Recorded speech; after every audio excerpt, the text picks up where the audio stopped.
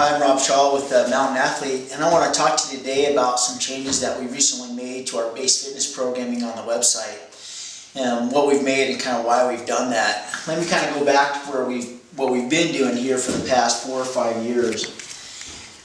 This is our old fitness mountain, and the idea is that at the bottom of the fitness mountain we have our base fitness, and on the website the base fitness, what you've seen, has been this part of the programming. Let me just take a step back from this and explain just a real basic periodization model for you. The idea is that the farther away from your event, let's say your event is the start of the ski season. For here in Jackson, that's when their local resort opens. The farther away from the event, the more general you want your fitness to be.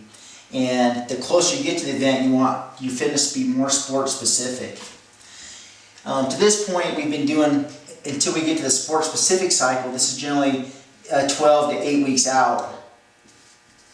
For my free ski team this year, we did an 8-week sport specific cycle. But prior to we got to 8 weeks out from the ski season open, we did base fitness. And prior to just recently, my base fitness model, what we worked with base fitness was really kind of just a general fitness model. We worked through different cycles of strength, of work capacity, and stamina. And this last component here is durability, and we train durability with our mobility movements and our stretches and stuff throughout every cycle, every session that we did. But as we started thinking about this, we started thinking about our mountain guides that we work with here, professional mountain guides, and then also we got some requests from a couple of high-level recreational mountain athletes who don't live here in Jackson. And they wanted something different from their base fitness model. And one of the specific goals that we got was the idea to have at any time for an athlete to be able to do an 8-mile approach in the mountains and then a day of 5-9 climbing. They'd be rock climbing. At any time the athlete would be able to go out and do a hard 12-hour peak bagger day. You know, which is a light pack, but up high, up fast, and then come back down. Non-technical. And then finally, at any time, the athlete will be able to go out and do 2 to 4 days of backcountry skiing or snowshoeing, which not only involves ski fitness to come down, but mainly skiing and hiking uphill to go up. So when I got this, we started thinking about this, and then also started thinking about the needs of the mountain guides that we work with. And many of the guides that we work with, they don't have seasons like my free ski team does. You know, I have mountain guides right now that I'm working with who are rock climbing guides and ice climbing guides and ski mountaineering guides. And at any time they can be called off to different places in the globe actually to do any one of those types of activities. This made me to start to rethink about our base fitness model. In other words, how sport specific should our base fitness model be for mountain athletes? And this is the change that you've seen on the site starting last week and moving on to this week. So this is kind of the new fitness mountain.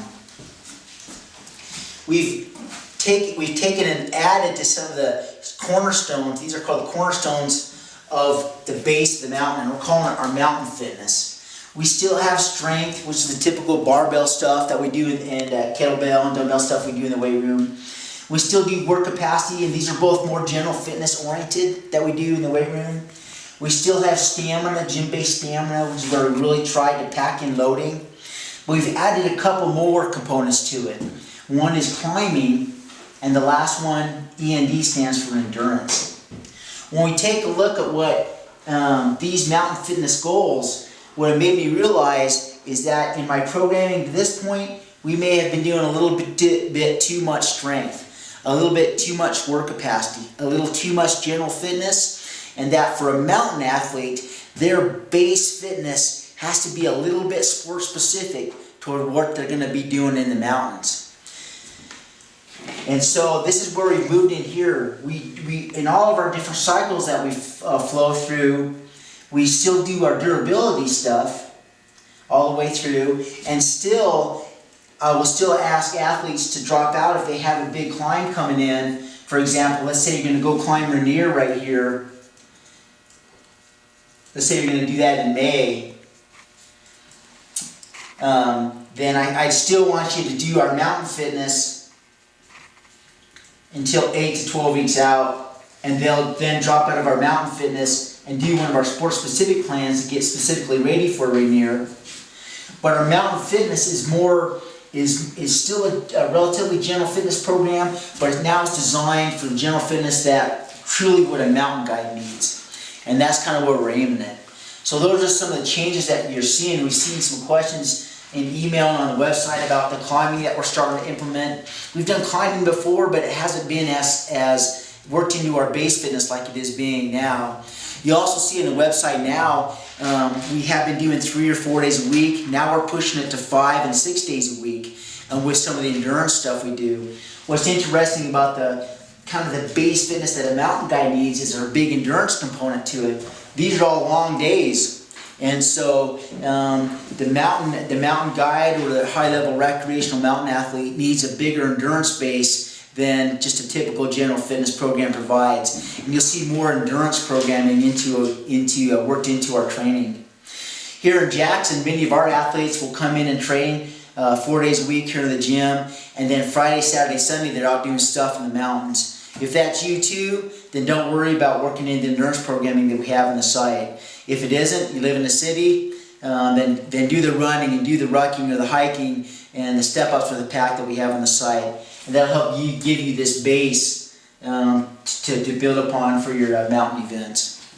If you have any questions, feel free to email me, rob@mountainathlete.com, or my assistant coach Jordan at mountainathlete.com. We'll be happy to answer you.